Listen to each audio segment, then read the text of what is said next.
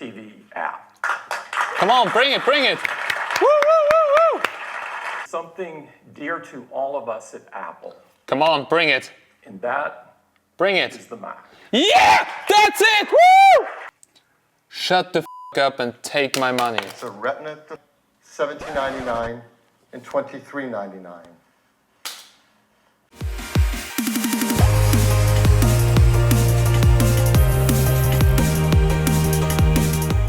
Hey magnets! Welcome back to another video, and today no review, so today we'll cover some news.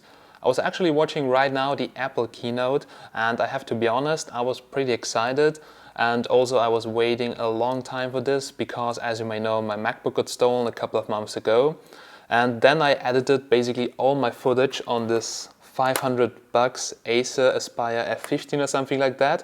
Now it's a great notebook if you're on a budget, and there will come a review of it, but I have to be honest, I can't really color grade my footage and adjust several things, otherwise Adobe is crashing. Also I switched between a lot of editing softwares from Adobe, Final Cut, blah blah blah. And actually I wanted to go back to a MacBook in order to use Final Cut again and get more into all that. It's because it's pretty bad if you switch editing software all the time, then you don't know how to do some things and so on. Anyway, I just checked out the prices in the Apple Store, and yeah, it's not bad at all. So 2 GHz for €1,700. And also yesterday there was the Microsoft keynote, and they announced some pretty cool things. But before we talk about my opinion and all that, let's have a closer look on what they have released. Microsoft just announced the Surface Studio at their event in New York City. It will be available in limited quantities this holiday for $3,000, $3,500 or $4,200, depending on the hardware options, which is kinda pricey, but if I think that my BenQ monitor was around 1.2K, it seems maybe worth it. Pre-orders can already be placed and the device looks stunning. It's the all-in-one form factor that really got me, as having the world's thinnest LCD monitor ever built at 12.5mm. The touchscreen display is placed in a full aluminum case and measures 28 inches across, which is huge. The display resolution is 4500 x 3000 pixels, which is 63% more than a 4K television, and also it got expanded color output, which would be important for me. The display has a 3:2 aspect ratio with 192 pixels per inch. The system runs a quad-core Intel i5 or i7 processor with Nvidia's GeForce GTX 965M or 980M, and also 16GB or 32GB of RAM with a maximum of a massive 2TB storage.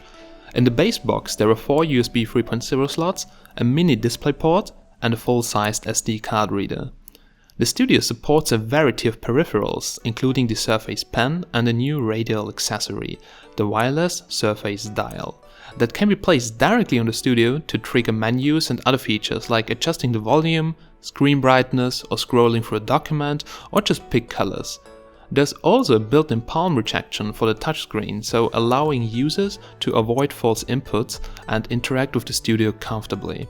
Also the stand looks really stunning since it's nice material and includes the power supply and all the ports. But that's not everything, also the new Surface Book gets more power. The last year's i5 Surface Book looked great, but to be honest it would be too slow for my taste. Now they beefed it up with a brand new i7 and 8GB or 16GB of RAM, and as well 256GB to 1TB of SSD storage, combined with a GTX 965M GPU and still maintaining 16 hours of battery life. That's pretty crazy. But also Apple has stepped up the game and announced today the new MacBooks. After a boring presentation about their TV app, they finally came up with the new Macs. First I was super excited, but afterwards, so let's see. It's been 4 long years since Apple issued the last big overhaul to its high-end notebook line. Now finally the company released a new refreshed version of the Pro, featuring a secondary display between the keyboard and screen called the Touch Bar. The second Retina screen with 10-finger multi-touch support now finally allows you to use gestures, perform tasks, showing typing suggestions and more options in the apps. Looked pretty interesting for me for Photoshop and Final Cut. Also, there's now a Siri button, and Siri is available on all devices. And the best thing, a fingerprint scanner in the power button that allows you to use the same device easily with your family members or coworkers. All that secured by the Apple T1 chip. As always, the new MacBook is also slimmer, lighter, blah blah, but the great looking glowing Apple is gone. The 15-inch version of the laptop features a 67% brighter display with 67% higher contrast and a color gamut that's a quarter brighter than its predecessor. Inside you will find Intel Core i5 and i7 chips, cooled by a new thermal architecture that promises to be quieter and lesser system overheating than on the 13-inch version. And it's also 76% faster in video editing than the last year's model. One cool thing is that the 15-inch version has 4 Thunderbolt 3 ports that all can be used to charge the notebook or attach accessories, and yes, no headphone jack. The trackpad is now double the size of the latest version and includes the Force Touch feature included on the standard MacBook. The keyboard has been updated as well to include the butterfly keyboard switch mechanism, also seen in the most recent MacBook. The new MacBook Pro is available for order now. It's priced at $1499 for the 13-inch version for sure in the US with standard function key version, and around $1,800 for the version with touch bar, and around $2,400 for the 15-inch version. So yeah, entry-level shipping starts today and the others will follow in 2 or 3 weeks. So that's it. So guys, that are the new products going to be released, actually are released right now. Alright, so I have now a lot of opportunities. Should I get a new MacBook and waste a lot of money? Because I think the price in Europe is pretty high, and the base version with the 2 GHz dual-core CPU, well, nope. And the other one, just because of the OLED bar and all that, I mean, it looks nice on the paper and also on the picture, so to have that kind of bar, but to be honest, I'm used to all my shortcuts in Final Cut and Adobe, and I don't see myself playing around with that OLED thing to switch between the timeline. Maybe to jump through the timeline, but that's a different thing. And yeah, the Microsoft Surface Studio looks pretty decent, but first of all, it's also very expensive and it's not portable, and I have also a $1,200 monitor here and a pretty okay computer, but well, the fact is I travel a lot and I'm not so often in the studio so to cut the video, so that's why I have this shitty notebook.